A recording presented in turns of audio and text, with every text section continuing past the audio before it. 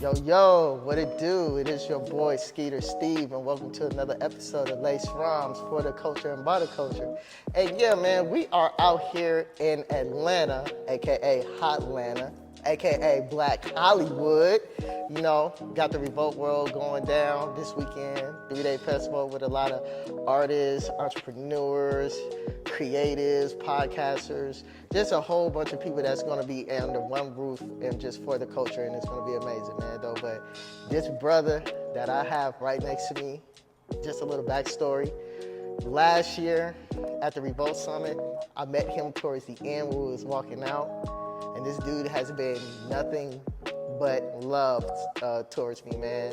He saw what I was doing, he understood the movement, was able to exchange contacts, and we just kept in contact, involved, and now we here. My guy. Yes, sir. My guy, he is, let me, if y'all don't know, let me put this out here. He is the head A&R for Generation Now. If y'all don't know who Generation Now is, these are the people who's doing music, who's music for Skiing, Lil Uzi Vert, Jack Harlow, and many more. I have my guy here, Willie Joe. What's up, man? How you doing, man? Good, man. Can't complain. That's good, man. No, man, I'm good, man. You know, I'm just out here, you know, in Atlanta, moving and grooving, you know, saying what's up with my peeps. So, man, finally got to sit down with you, brother. Welcome back. Yeah, man. Yes, absolutely, man. So when we get into it, man, I want to know, or matter of fact, the people want to know, who is Willie Joe? Willie Joe. Who is Willie Joe? Willie Joe, man, just you know, started off as a dreamer, somebody that really felt real strong and, you know, his capabilities and what he can do. Straight out of Vallejo, California. You know, just a go-getter and, you know, a dream chaser like Meek Mill. Oh man, I could definitely did that now. You said Vallejo, California. So, I love all hip hop music, but I always say it on my show, I'm very, very West Coast biased to the core. So by you just saying Vallejo, that just let me know, you know, you grew up listening to Too Short, Ed Banks, The Click, E40, Sally Cell, The Loonies. So yeah, you know, man. So I wanna, man. So I wanna ask you, man. So what did it for you for hip hop? Like, you know, what track that was like, okay, like this is what I want to do. If I'm not going to be a rapper, I got to be involved in the culture some way or somehow. So what was that one song that did it for you? It was like two, cause one song or CD I came across and it just turned me on to hip hop, which was E40, Mr. Flamboyant project. I had seen it on the floor. I guess it fell out of somebody's backpack or something. Walking home, I picked it up, put it in my dad's CD player. I was hooked. I was like, damn, this sounds crazy. But the song that made me want to rap and made me want to be like, dang, I could do this is Crisscross, Jump. And you know what, bro? Yeah. We don't, us as, for people that try to say they are hip hop historians, we don't give them enough credit, and we don't talk about them because, you know, with the whole kid movement, before Bow Wow, before Romeo, all of these kid rappers that we seen, it was Crisscross. They were the ones that set it off. So okay, we fast forward from you know, doing the rapping thing. So how did you go from rapping to transitioning to an A&R? It started in rapping. It's kind of like A&R myself and wasn't really realizing. I always was the type of dude that, even when I was younger, like had neighbors and we become a group, make my cousins be a group. Like always, like me and my friend group, like always was the person putting people together and like getting on the tracks together. I kind of was already A&R'ing in that way. And so when I was an artist, my whole approach was always bringing people together. One of the biggest things I feel like I brought to the Bay Area legacy as far as music go is bringing people together. You know what I'm saying? I had a song called I'm From the Bay, Bro, with E40. We had a remix with everybody from the Bay on it, like. Oh, that's fire. You know what I'm saying? So it's like I've always been about that, like. So me transitioning, I really give it up to my boy Lake Show, who was one of the CEOs of Generation Now. Me and him been having a close relationship for over 20 years, and he obviously followed my music career, and he kind of got at me, you know, once it was towards the end of my career, just on what I thought about being an A&R, just because they felt I was doing a good job with A&R myself. I had a good ear, always a call out. what I always tell him in drama what artist is about to pop, and the nigga pop in 6 months. Oh, man. Like, so, you know, I give him a lot of credit for seeing it, and I just embraced it once he said it. Oh man, that's dope, and it's just crazy how you said, you know, you have a habit of bringing people together, because I had that same similar trait in me as well, but through the b-boy and breakdancer community. So to me, I could just say this from one creative to another. People like us, we're like the Phil Jackson of the crew.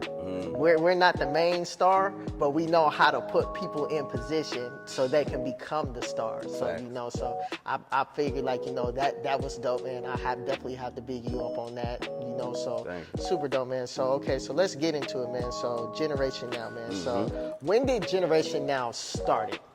Well, they started it, meaning DJ Drama, Don Cannon, and Lake Show, they started it. I forget the year, but they started it a while back. Where it actually was a mixtape that Drama and Cannon put out, where they wanted to put out. They had a group of songs from artists that they thought was dope, but it didn't fit the Gangsta Grill thing. So they wanted to create a different brand so they could put out these songs.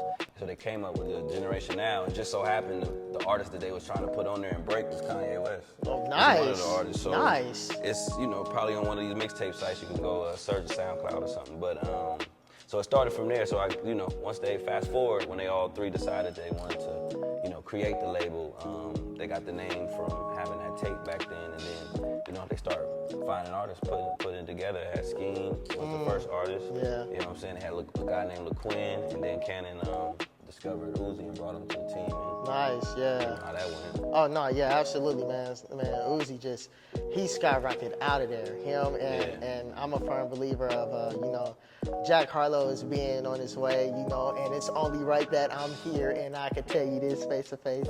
I love Jack Harlow, but I just felt like with his first album that he dropped, I just felt he got caught in the crossfire in between that time when Kendrick Lamar was dropping, and a lot of people was giving him kind of somewhat of a backlash on that, but I kind of disagree with that. It was just, for me, you know, when you're dropping around the same time as the three-headed monster, it is very, very hard though. But now I am going to credit you guys for that follow-up he did. Amazing. Very amazing, and you guys did a damn well good job on that. Like with that second follow-up, he was authentic, he was being more himself, he was going to the T with the storytelling, so that was amazing, man. So while we're on the subject on Jack Harlow, man, how did y'all find him? Like, that's what I want to know, because he just kind of came out of nowhere. He definitely a jewel. Him and his team, Private Guard, shout out to Private Guard and all the homies. You know what I mean? They've been putting on as far as Louisville and being, you know, coming up and pushing their line for a second, like way before even getting with Generation Now. They very cool with a guy named KY who's cool with us at the label. So he pretty much like planted the seeds. We got another guy named Randy. That's a good friend of the team too, that, you know, that planted the seed of like, maybe you need to check the guy out. Right. And I just remember like my first day on the job as far as being an A&R for Generation Now, they put like 4 artists in front of me, like telling me that they were interested in these 4 artists and which ones that I thought. And they played like 4 different people, and one of the people was Jack, the Dark Knight song. Yeah, that Dark Knight, yeah. And I was like, oh, nah, him. And then they was like, they all agreed because they, behind closed doors, they already said that. So for me to say it, it just showed that we all was on the same yeah, definitely on the same page, man. Yeah, because that Dark Knight was it though. But when he turned around and came back out with Ghost, when he dropped Ghost, I was like, okay, I'm sold. This white boy can rap. This white boy can really rap though, man. But it was like what I said, man, I'm loving the evolution, like what you guys doing with him, and I'm definitely loving his growth. And also too, man, y'all run a tight ship, because we know this year, like, it was hard for hip hop to be on Billboard, and the way y'all did with Uzi Vert, and he broke that where he became #1 and it put hip hop back on the Billboard again, man. Phenomenal job, man. So I mean, you guys are doing a great job over there at Generation Now, man. So like I said, man, the roster is amazing. Been able to check out all the artists, and especially like what you said, the one that was being first signed, Scheme, the West Coast native, man. Like, you know, like Super Pen. Boy Pen, crazy. Yeah, man. Yeah, man. So I mean, he's in my opinion like really a lyrical assassin, like, you know, and especially like when they were that whole 2009 to 2015 where mixtapes was just literally took over. Nobody wasn't listening to albums at that time. You was either on Dat Piff, live mixtapes, or Spinrilla. So you either had a mixtape either coming from these certain artists, or you either had Drama had one, you know, doing a collab with somebody. You had Don Cannon doing a collab with somebody, man. So just to see different growths from different artists in that time frame, and to see what they have now and the work that you guys are doing, that generation now, man, is phenomenal. Thank you, Definitely phenomenal, man. All right, we're going to transition. I see you got on the 550s, bro. The 550s are legit. Like, you know, they always want to call New Balance the dash shoe, but I never considered it as a down dude. Shout out Jack Harlow. Jack Harlow turned the brand up. Once he got on that thing, once he started promoting the 550s, it started being cool. I started seeing colorways. I started seeing all type of shit. So I ain't just saying he single-handedly, but you know what I mean? Yeah, no, he played a part. Yeah, we got to give credit where it's due. Like, definitely got to like play a part, because New Balance always been one of them underrated heaters. But when the 550s came out and when people saw him wearing the 550s, like what you said, it literally took off. And we get into the comfortability. That's a sneaker that you could literally wear all day with no problems and no hesitation, man. So my question is to you, man, like, when it comes to sneakers, what are some sneakers that you like to wear on a day-to-day basis? You know, like definitely 550s, definitely Air Forces. I'm an old school cat. I like Air Forces. That's the daily for sure. Like, I always can get a cool pair of Air Forces or something. Okay, yeah, that's not bad. No Air Maxes? Nope. Yeah, Air Max 95. I was about to say, man, you gotta show some love to the Air Maxes, man. I definitely feel that. No, yeah, man, absolutely, man. No, so I think that's dope, though. That is, you know, very, very. New Balance is a very, very underrated brand and per se, because the stuff that they do, and even just with the models, and they don't get enough credit that they deserve, though. So now I want to ask you, so we got into the underrated. What are some overrated sneakers for you?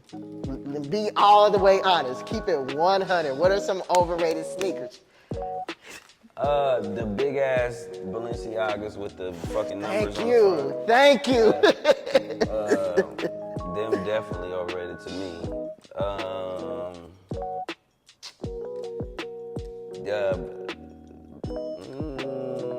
Go there, bro. We here. Talk your shit. Talk your shit, man. The damn fucking, I ain't gonna say they overrated, but everybody and their mama got them, and the fucking, he got them. Oh, the Panda Dunks. The Panda Dunks. Everybody got them. The Panda Dunks. So I blame Kylie Jenner for that shit, because I remember there was a time where 2015-16 Dunks were literally sitting at Nike stores and outlet stores, and you could buy them for like $40, $50, no problem. And all it just took for Kylie Jenner, for her being out with Travis Scott, she had them on, and everybody just went apeshit over them. Everybody literally went apeshit over them. A shoe that was $40 turned into $100, $120, $130. We should not be spending that much on a Dunk. An Air Force One, you know what? I can understand, because the popularity it got over the years. A Jordan, I want to say maybe Jordan 1, a Jordan 4, maybe a Jordan 7 and 11. Those prices are worthy of that price, so, but paying almost damn near the same price for a Jordan 4 Dunk? Nah, bro. Nah, man, that ain't it. That definitely ain't it, though, man. So, man, I mean, that's dope, man. You have a great sneaker taste, man. So let's dig deep, man. Oh yeah, no Team Jordans though. So you definitely don't date no female that wear Team Jordans. Okay, all right. 6 rings, you're out of there. Fusions, you're out of there. You're out of there. You're straight up out of there. Now, I might draw the line on this. Now, there's some OG Team Jordans like the glove, Gary Payton. Come on, bro. Those are Team Jordans. They consider what glove you talking about? The zipper. The That zipper. Team Jordan? Yeah, they consider that's a Team Jordan. You didn't know that? Yeah, that is a Team Jordan. That is a pass. Like, yeah, that is. I feel that. And I like the little that's one, a pass. the zebra one. Yeah, bro. Like, Okay. certain ones are definitely a pass. it's Like, certain yeah, bro. ones. Like, yeah, we gotta give that a pass. though. You know which one I'm talking about. Yeah, They bro. call Yeah. them Mexican Jordans. Yeah. We know the 6 rings, the knockoff 6s that they made those. Yeah, I get you, bro. Like, no, you're definitely not. No, that's out. But all right, man. Let's dig deep, man. Man, how did you overcome some of your failures? To be 100. I don't know where it came from. I don't know. It was since I was a kid. I just always just continue to push forward. Even if my mind is consumed with the failure. Gotcha. I don't stop moving. I don't stop coming up with adjusting and transitioning to something else. Like, yeah, I'd be disappointed that something I hella wanted to work out didn't work out, but for some reason, I don't stop to dwell on it. I just keep pushing. No, yeah, absolutely, man.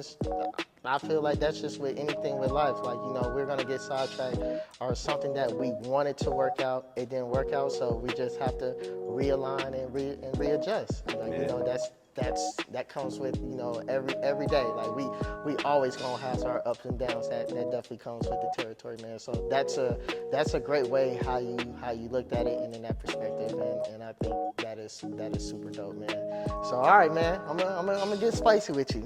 Okay. I'm gonna definitely get spicy with you. Okay, we're gonna do it like this. Off of your generation label, if you had to choose between these two, which one are you taking? Are you taking Lil Uzi Vert or are you taking Jack Harlow?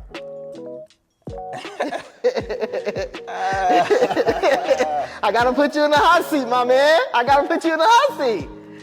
Well, first of all, I fuck with both of them. Okay. Both of them is GOATs in their respectful fields. Yes. They the top in their respectful fields, for sure. I would say Jack just because I was present for that. Okay. And I was more so Lake friend during the Uzi time. Okay, yeah, and that's fair. Because I'm not gonna lie, these little kids, they do fucking love. They love Lil Uzi Vert. Well, that is cool. Yeah. Sure. That is a given though. But the demographic that I do see, a lot of the teenagers, the 18 and over, in the mid 20s, they do. It's a range between Uzi and Vert, and then when you get into after 25, a lot of people like Jack because of the lyrical ability. Jack has very good lyrical ability, and he needs to get recognized for that more, but like what we like in this culture, and I don't know why we always give the fucking white boys a hard time. I mean, not every white boy can rap though, but I mean, if you're going down the parallels, people like Eminem, Mac Miller, they really the fucking culture. Like, they really do this shit, and Jack is becoming one of those guys too as well, that he is for the culture, man. Yeah. A lot of people didn't warm up to him at first, and I'm not gonna lie, I'm guilty of it. I didn't either. I didn't warm up to him at first, but the more and more I got to listen to his music, first I was like, all right, he not bad. And then the more I kept listening, I was like, yo, this nigga can rap. He's a real deal, bro. So, yo, kudos to you, bro. Kudos, bro. Yeah, kudos to him, but also kudos to you. Like what you said, you was in that room and they asked you that question, and you did your thing, man. You definitely did your thing, man. So I want to know, okay, what are a couple of things that generation now got lined up for the next 5 years, or what is either 5 years, or what is the next game plan that you guys have got going on? Definitely just introduce more artists, introduce more stars. Definitely make the presence felt as far as a unit. I think we did a great job of, launching 2 dope artists and dope stars as far as Uzi and Jack. But I think it's definitely about, doing more of that. So, we're excited about people like Sunny Digital. Oh yeah, man, I got to check him out. He's legit. He's very legit. We just dropped Carvina, R&B artist. She just dropped her first single, Sleep In, the other day. We got just signed Kai Cash out of New York, and Illuminati. Oh yeah. I checked out a couple of her joints though, man. Like, she got some. She definitely got something in her, and I fucks with her, like most definitely, man. Yeah. She got a dope following, her fans fuck with her. She got some dope shit on the way. So we excited about all that, and you know we got Generation Now compilation and looking for new artists too. Oh man, look, that's dope, man. Y'all hear that? He said they looking, so I'm gonna need all you artists out there to get on y'all A game. He said it right here and there, man. They take it on, so there shouldn't be no excuses for y'all out there. They want them, so bring your A game, man. But I just want to say, bro, definitely, man, this was a fucking pleasure to sit down with you, man. Sure. Like, for real. And like what I just said, man, from the bottom of my heart, man, like, you know, thank you. Like, thank you for doing this. Like, you know, allowing you to be on my platform and you understand what I'm doing and lace rhymes in regards, like, you know, because that's the saying, for the culture and by the culture. And that's what we stand on, man. And you have been, you know, very instrumental of me growing about my process. Every time I hit you up, you hit me back. So you is a real genuine solid dude, and that's what I'm saying on here. He is solid as they come, like straight up, man, like for real, man. So I appreciate you, man. Yo, and look out for the new network I just launched, Digital Bricks Network. Go subscribe on the YouTube. You know what I mean? We actually here live at the headquarters right now. We got a bunch of dope content shows, 10-piece combo, Smarter Than Who, Culture Ave, Sage Stage, and you know, and a whole bunch of other stuff we're gonna have coming. So make sure you go to YouTube, subscribe to the channel, Digital Bricks Network. You know what I'm talking about? And follow the Instagram too. You know what I mean? Big G, and you know what we doing. Yeah, so until then, this is your boy Skeetersteve. Lace rhymes for the culture, by the culture. We out. Yeah.